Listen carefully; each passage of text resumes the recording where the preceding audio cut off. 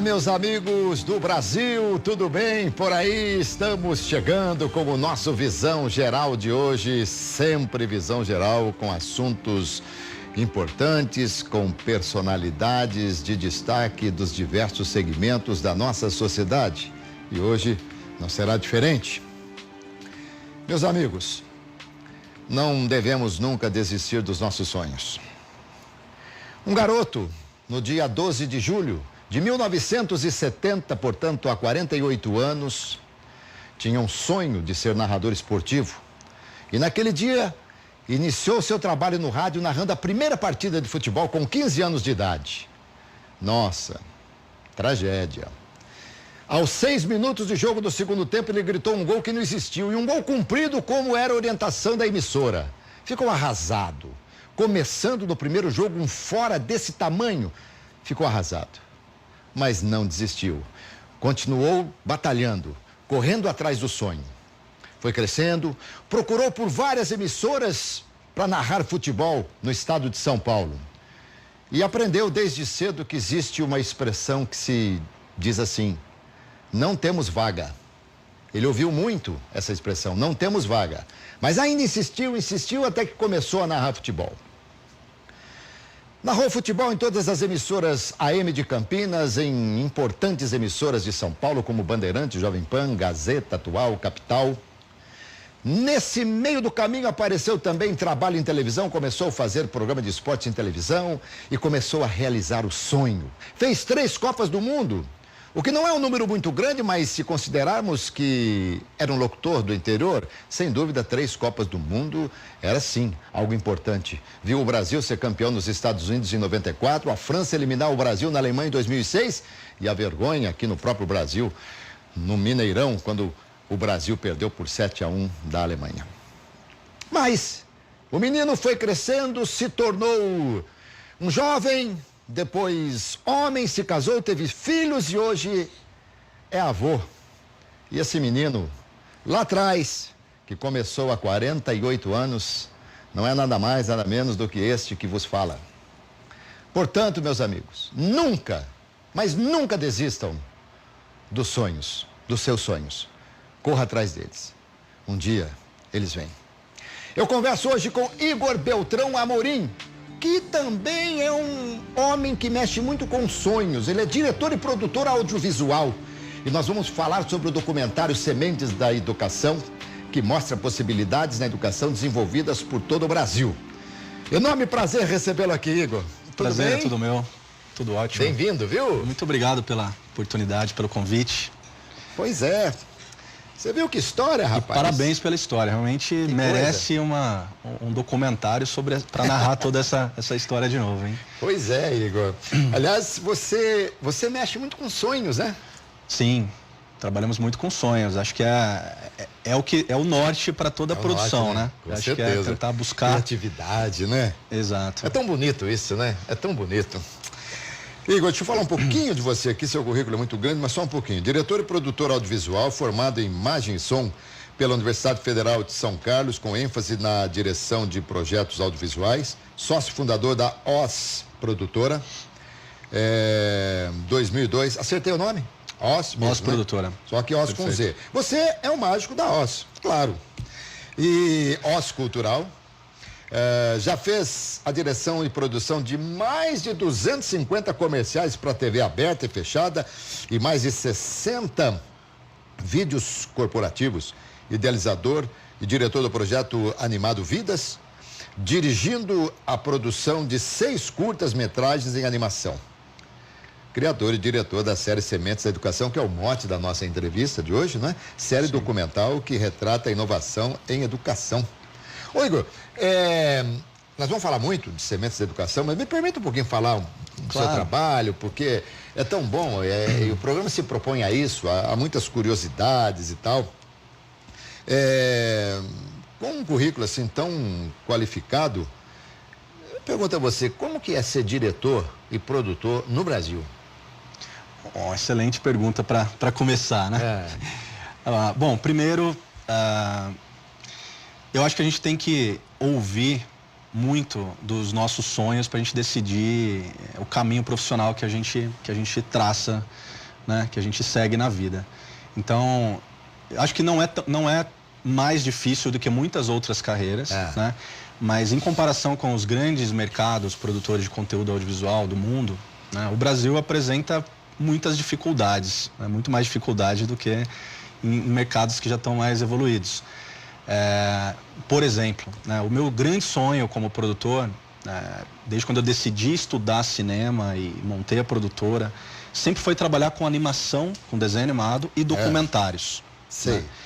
Né? Só que no Brasil, para você produzir esse tipo de conteúdo, você dificilmente consegue fazer sem nenhum apoio financeiro de órgãos públicos, né? Como editais, por exemplo, que financiam esse tipo de produção.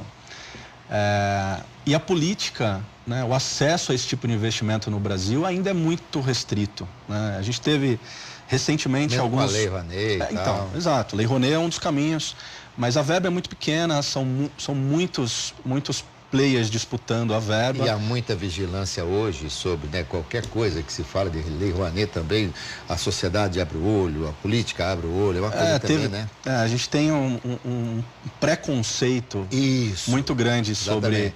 Por alguns pequenos deslizes de alguns produtores, o segmento inteiro acaba sofrendo. Sem dúvida. Por isso. Mas tem muito obstáculo, tem muito desafio, mas eu acredito que quando você está alinhado com o teu objetivo, o teu sonho, você tem força para superá-los. Com certeza. Então, não vou dizer que é fácil, não. É difícil, mas não é impossível, a gente está fazendo, tem muita gente fazendo.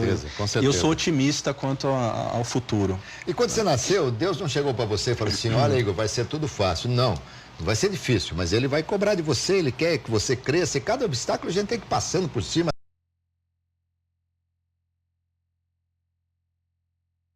O que não foi, o mundo caiu para mim. Eu tava num desespero, fiquei 6 meses sem passar em frente à rádio, mas depois a coisa retornou. Você trabalha na área comercial e também na área artística, né? O que lhe dá mais prazer?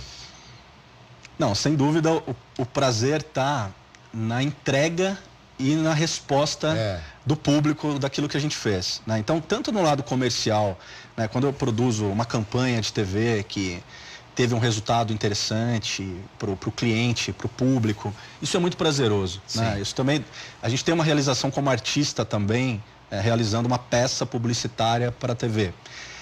Agora, quando você tem autonomia para criar seu próprio conteúdo, com aquilo que você acredita que deve ser falado, né? Que deve ser comunicado para o grande público, o prazer é muito maior, né? Você sente que o teu sonho alinhado com o teu propósito maior, né, de vida, de profissão, isso te entrega um retorno que é além do comercial, é além do financeiro. Com certeza. Isso motiva muito a mim e a equipe toda envolvida. O aplauso é a massagem do ego, o aplauso é o combustível do artista, mas tem muitos que dizem, eu até compartilho dessa ideia, na hora de ir ao supermercado, não adianta levar todo mundo lá ficar aplaudindo, que ele vai ter que pagar. Tem que ter envolvimento comercial, senão não tem jeito. Mas vamos falar então de educação. Como é que você se envolveu com educação? Bom, eu acredito que o início desse contato com a educação dentro da produtora foi em 2006, quando nós criamos um projeto chamado Animando Vidas, né, em parceria com amigos de outras áreas, da área de psicologia, da área de ciência da computação, onde nós desenvolvemos um programa de cocriação de curtas-metragens em desenho animado com escolas públicas.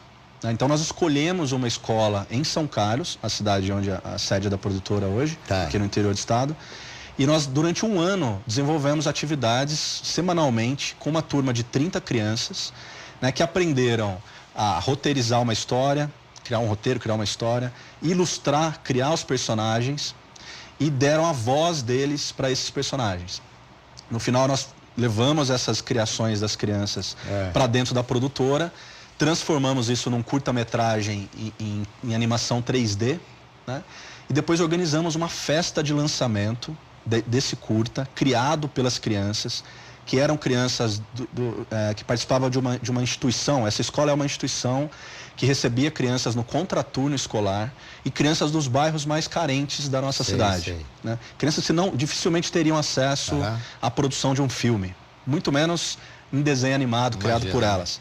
E essa festa de lançamento aconteceu num cinema da cidade, né, com as crianças sentadas nas primeiras filas, com local reservado. E a imprensa foi convidada para cobrir esse lançamento. E as crianças deram entrevistas para a TV para falar daquilo que era, da criação delas. Né? Exatamente. E depois esse curta foi para festivais no Brasil, para fora.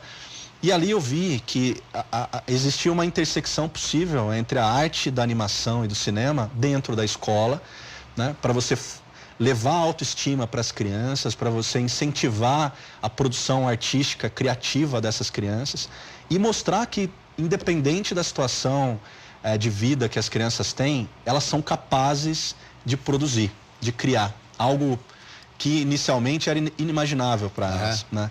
Então esse foi o primeiro contato nosso com a educação. E depois disso, essa luzinha da necessidade de conteúdos que discutam a educação, que valorizem a educação brasileira, passou a piscar muito mais vezes dentro dos projetos na produtora, né? Chamando atenção para o tema.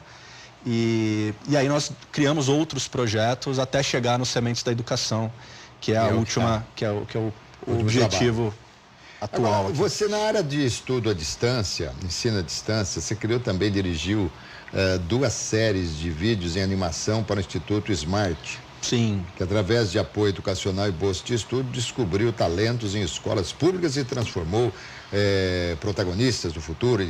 Enfim, Exato. Esse projeto como é que está? Esse projeto os conteúdos estão no ar ainda, o projeto ainda está acontecendo. A participação da produtora foi a produção de 2 temporadas de conteúdos para esses alunos bolsistas do Smart, né?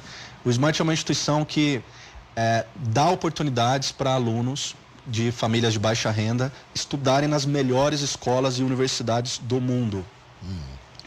E o nosso material, ele servia como um material motivacional, não era conteúdo de disciplina. Era conteúdo mais voltado para a inteligência emocional e criatividade, né? Então ele servia para apresentar para os alunos mais motivos para eles continuarem naquela jornada do herói, né? Do aluno que sai de uma instituição, de um bairro carente, que tem uma escola que não é considerada das melhores, mas é um aluno que tem um potencial muito grande para se desenvolver. Então essa instituição pega esse aluno e manda ele para as melhores escolas e universidades do mundo. E o resultado disso é fantástico. Eu acompanho a história dos alunos e vejo alunos hoje brilhando. Pela experiência que você tem, se você amanhã depois for nomeado um secretário de educação ou se for ministro da educação, a gente pode falar, bom, está em boas mãos, porque você está com uma bagagem aí. Não, eu sou entusiasta de educação, né? Mas o meu foco é produção audiovisual. E claro que para produzir exige uma fase de pesquisa muito grande, né? Uma equipe muito grande envolvida para pesquisar. E a visita até os locais, as escolas, o tempo que a gente passa produzindo, a gente acaba aprendendo conceitos de educação, mas eu tenho muita vontade de trabalhar mais para a educação dentro da minha área. Dentro da sua área. Dentro da minha área. Nada em termos de secretariado, nada disso. Produzindo conteúdo. Então tá bom. Fala um pouquinho para mim do projeto Aquamundo. Aquamundo, bacana. O Aquamundo foi uma carreta educativa, né? Que inicialmente a ideia desse projeto, idealizado por uma emissora de TV, era que fosse montado dentro da carreta uma escola de aula, uma sala de aula, né, de uma escola. Então essa carreta pararia ao lado de escolas, as crianças sairiam da sala, entrariam na carreta para aprender conteúdo sobre água e meio ambiente. O nosso papel foi transformar a experiência dessa aula dentro da carreta em algo muito parecido com uma experiência da Disney. Então a criança tinha que viver um mundo de sonho ali dentro, né? E não simplesmente sentar numa cadeira e olhar para uma lousa que repetia aquele formato chato e antigo, né? Que ainda é o formato tradicional das escolas. Você usou uma palavra certinha. É chato, é importante, mas eu acho que precisa se reciclar isso aí, porque nós vamos falar bastante disso. É chato. E aí o nosso papel foi transformar essa proposta de experiência educacional dentro da carreta Aquamundo em experiências interativas, onde as crianças tocavam telas, participavam de jogos, participavam de experiências com realidade aumentada, né? E saíam de lá com uma missão de serem agentes de mudança na educação sobre o consumo de água e respeito ao meio ambiente. Mãe, avô e todo mundo, exatamente. Esse foi o papel. Legal. Essa carreta ficou cerca de 4 anos circulando por todo o interior do estado de São Paulo e sul de Minas, né? Então teve um número, eu não lembro agora os números, mas milhares e milhares de crianças viveram a experiência de dentro da carreta, que teve boa parte dos conteúdos criados pela equipe da produtora, da OS Produtora. Muito legal, muito legal. Também uma experiência ligada à educação, né? Sem dúvida. Acho que é por isso que está na pauta. O Igor, vou pedir licença a você um pouquinho, nós vamos continuar, ainda vamos falar muito sobre isso, e quero falar sobre, você disse há pouco aí, de repente aí de uma reciclagem na educação, que eu acho uma coisa muito interessante, tá bom? Voltamos aqui com o Igor Beltrão Amorim, diretor e produtor audiovisual. O Igor, vamos falar de sementes da educação, mas antes, quero que você fale um pouquinho sobre a série de animação infantil Mítica. Perfeito. Bom, a série chama Mítica, o Livro dos Heróis. E ela acontece com 2 irmãos, né? Que são 2 crianças, a Manga e o Leco, que encontram um livro mágico no quarto onde eles moram, na casa que eles moram. E esse livro permite que eles conheçam histórias de personagens muito importantes da história brasileira. Então, através de uma viagem... Personagens reais, né? Personagens reais da história brasileira. Então, eles conhecem a vida e participam dos atos desses heróis, como Santos Dumont, Chiquinha Gonzaga, Zumbi dos Palmares, Clarice Lispector, enfim. São 13 heróis que nós selecionamos para que seja apresentado para o universo infantil, né, o quão importante foram essas pessoas para a história do Brasil. Sem dúvida. E são assuntos, são personagens que não são tratados dentro desse universo infantil da forma como deveriam ser. Então nós entendemos que essa série valoriza personagens que deixaram um legado muito importante para o Brasil.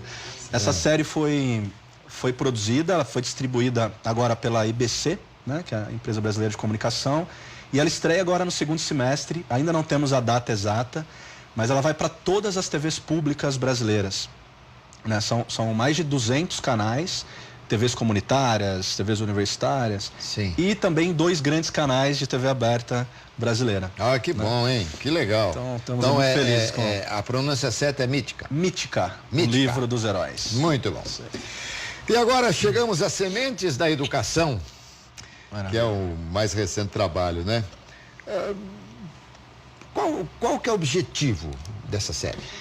O objetivo da série é valorizar exemplos de educação inovadora que acontecem no ensino público brasileiro.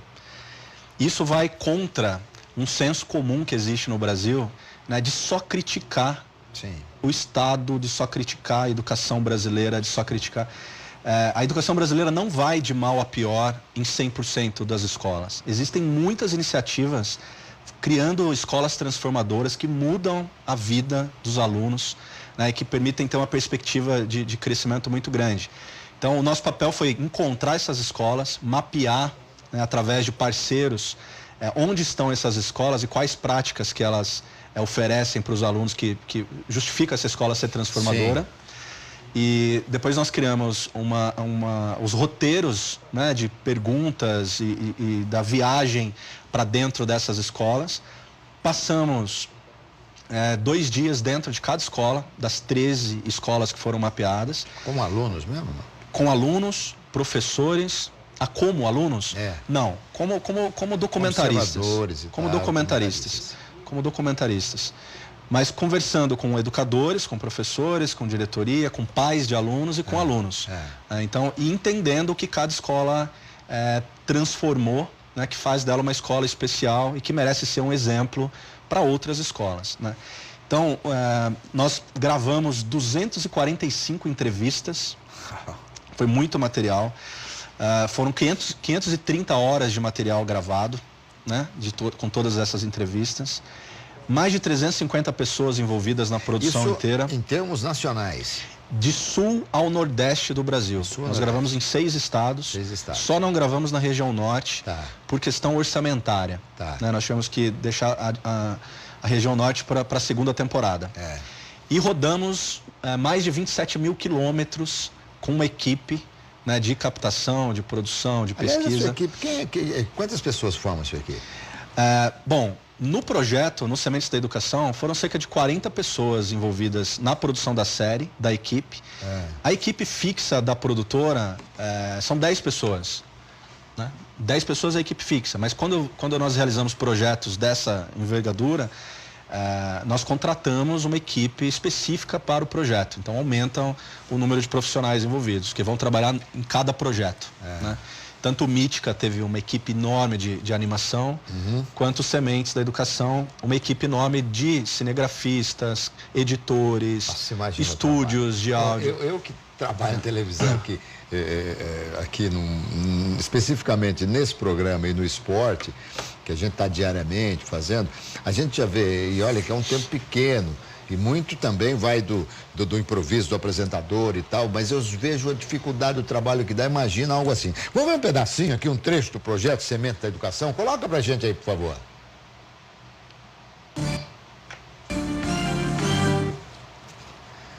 Ainda não? Então já. Só tem uma forma da gente... Foi só o áudio. Não, tá só o áudio aí. Ele é audiovisual, não é só áudio não, hein? Vamos lá. Uma forma da gente entrar na sala de aula e dar nossa aula. Realmente, os alunos, quando chegam aqui, não sabem nada. Eles não podem contribuir. A função do aluno é ser um mero receptáculo. A maioria tem um discurso de que não tem como fazer isso. Que ora, se a gente não dá nem as condições mínimas para os alunos, mas quais são as condições mínimas? As condições mínimas, elas estão muito mais relacionadas ao relacionamento, à forma de tratar do que aquilo que tu tem para oferecer de material.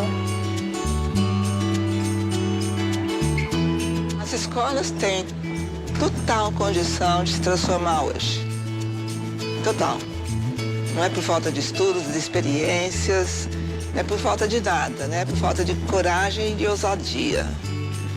E da comunidade, por insegurança do novo. Então parece que há uma resistência muito forte da comunidade que a escola não banca, porque a escola poderia bancar.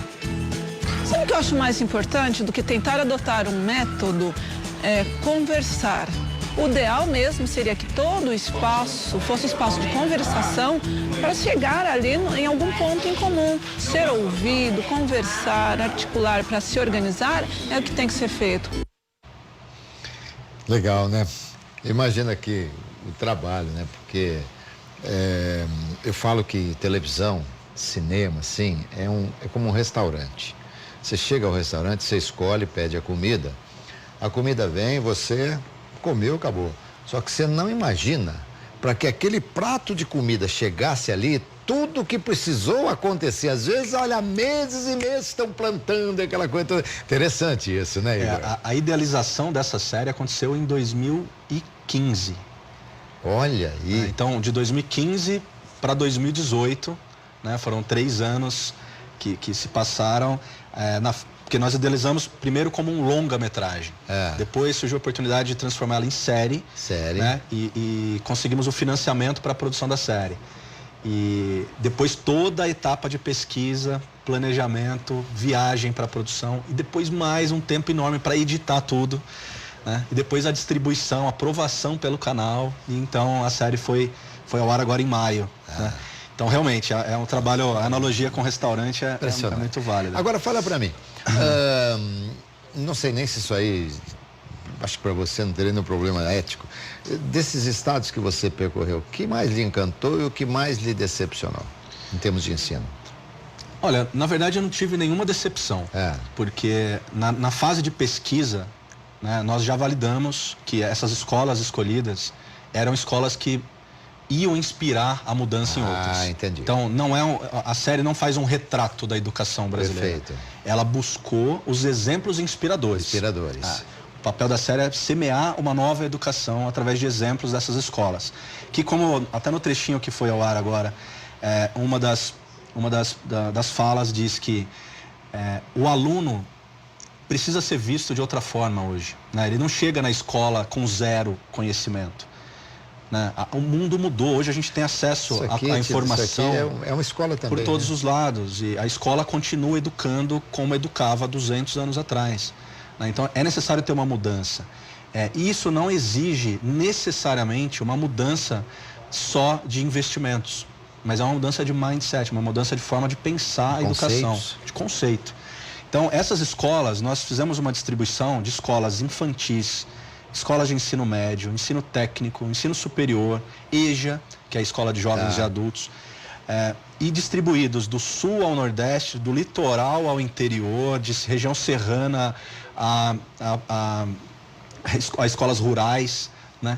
Então, para mostrar que diante de todos os empecilhos orçamentários, de falta de incentivo, de desvalorização do educador público brasileiro que ainda existe, existem escolas e pessoas, escolas são pessoas, existem profissionais que entenderam que dá para fazer uma escola adequada para os dias de hoje, né, dentro dessas condições que são poucas. Igor Beltrão Amorim, você está dando uma aula aqui pra gente que eu vou sair dessa entrevista aqui com a plena convicção de que quando o político fala, a oposição fala, nossa educação está sucateada, nossa educação não existe, a gente tem que entender isso aí como uma falácia. E da mesma forma, quando a situação fala que temos escolas maravilhosas e tal, também há um certo exagero. Mas eu saio daqui com uma sensação de esperança muito grande. Uma esperança do verbo esperançar, não do esperar. Não do esperar, do verbo esperançar, exatamente. Fazer alguma coisa, participar. Por exemplo, o estado do Ceará tem uma educação estadual, um exemplo para o país inteiro. Olha... E a gente não imagina, às vezes por estar um pouco distante, desconectados. A região sul também tem escolas fantásticas, que com pequenas mudanças na forma de receber os alunos e de importar o protagonismo para o aluno, revolucionam a experiência da educação, da vida do aluno dentro da escola. Eu li outro dia sobre um trabalho de um ex-prefeito de Palmas, no Tocantins, de que revolucionou o ensino também na cidade. Pra você ter uma ideia, até a merenda é colhida no próprio... Muitas coisas da merenda são colhidas dentro da própria escola, de uma educação. E foi um exemplo. Agora, eu pergunto a você, se Palmas consegue fazer, com todo respeito ao Tocantins, que de repente nos vê, mas não é um dos estados mais ricos da federação, então nós teríamos condições de fazer muito mais coisa pela educação. Eu acredito que sim. E eu acredito que a mídia, esse espaço que eu estou tendo aqui agora, né, tem um papel muito importante nessa transformação, né, que é de mostrar exemplos, que é de apresentar formas possíveis de causar essa transformação, independente da vontade pública. Uma questão que muitos falam é que a lei de diretrizes e bases do MEC, do Ministério da Educação, é que impede as escolas de mudarem a sua forma, da sua forma tradicional para uma nova. Mas muito pelo contrário, a LDB brasileira é uma das mais, a que permite mais transformações do mundo. É uma lei muito aberta, muito ampla. Então, o que impede as escolas de seguirem está muito mais atrelado à cultura, ao tradicionalismo da escola, né? Pais que preferem que seus filhos estudem numa escola como era a escola deles, apesar do mundo ter se transformado, né? E a escola também, a gente sabe, existe um conforto, existe uma inércia numa escola que está funcionando há 100 anos da mesma forma, e toda transformação provoca uma dor, né? E precisa entender que essa dor ela é necessária para evoluir, né? Através de desafios que a gente cresce, né? Quantos episódios vocês já fizeram? São 13 episódios de meia hora cada. São 13 episódios na primeira temporada. E nós estamos indo para a segunda temporada agora, levantando recursos para a segunda temporada, que tem um recorte temático um pouquinho mais amplo. Nós vamos olhar um pouquinho mais para frente na evolução das escolas, né, para um conceito que é chamado de desescolarização, que é que a educação, as experiências de aprendizado vão muito além das paredes da escola. Isso já está acontecendo em muitos países. No Brasil já existem iniciativas disso. E essa temporada vai mostrar esse tipo esse movimento já acontecendo no Brasil. Vamos ver mais um pedacinho? Tem jeito a gente ver mais um pedacinho aí, por favor?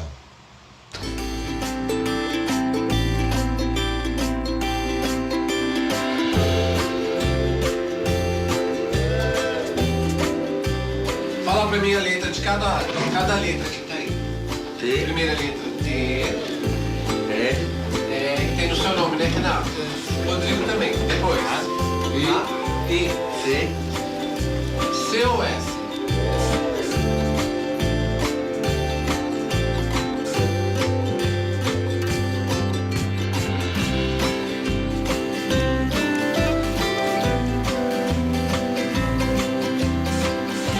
Eu acho que cada escola tem uma especificidade, assim, né? E cada uma pode procurar, assim, dentro da sua realidade, aquilo que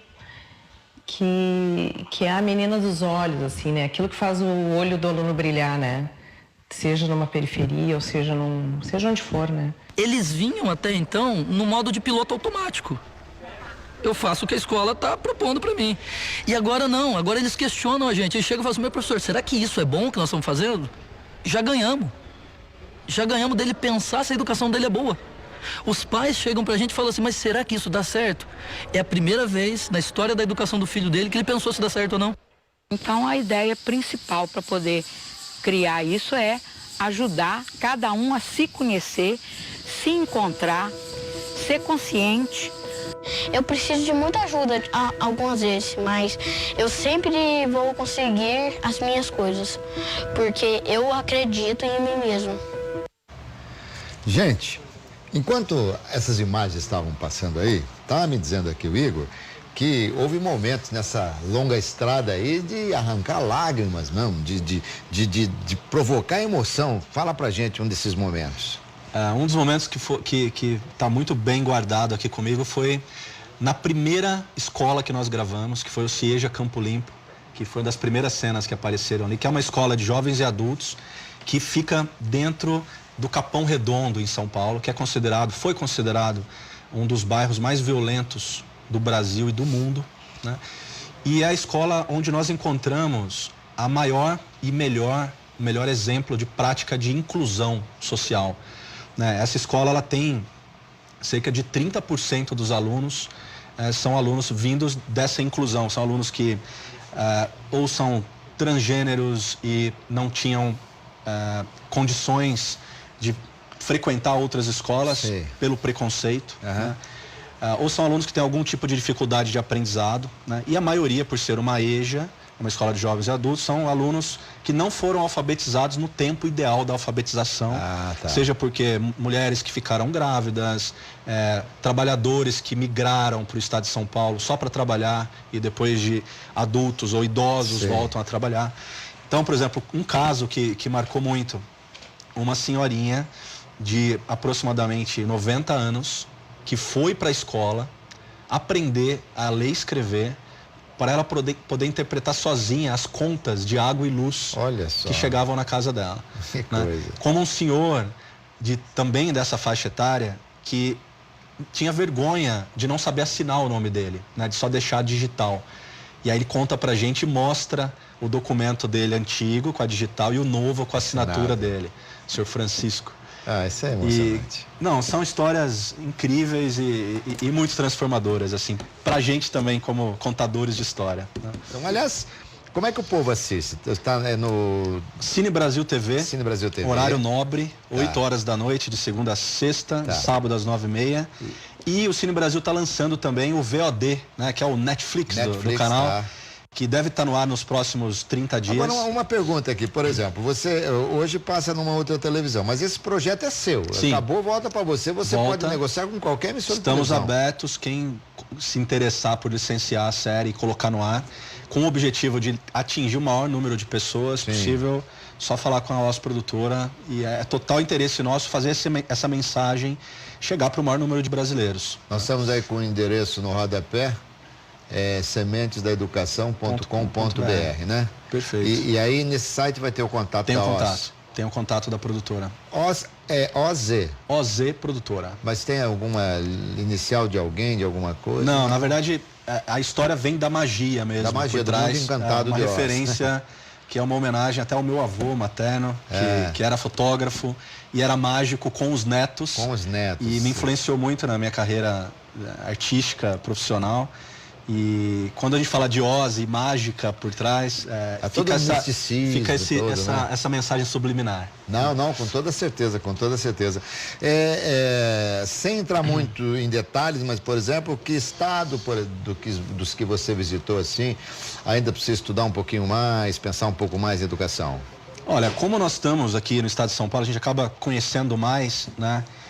E até em comparação com iniciativas de escolas estaduais dos 6 estados que nós viajamos pelas 4 regiões, a gente vê que o estado de São Paulo, apesar de ser o estado mais rico, ele tem uma deficiência muito grande e valoriza muito pouco a educação. Eu dei o exemplo do estado do Ceará, né, que é uma referência muito mais interessante do que, no nosso ponto de vista e pelas experiências que nós visitamos, do que o estado de São Paulo tem feito aqui. É caro um projeto desse para desenvolver tudo? Não é caro. Não é caro. Pelo impacto que ele causa, pela possibilidade de transformação, o custo-benefício, deviam existir muito mais projetos para trazer o brasileiro para cima, né? A gente perde Copa, mas a gente pode ser bom em educação, e isso é muito mais transformador. Exatamente, é o que eu sempre falo.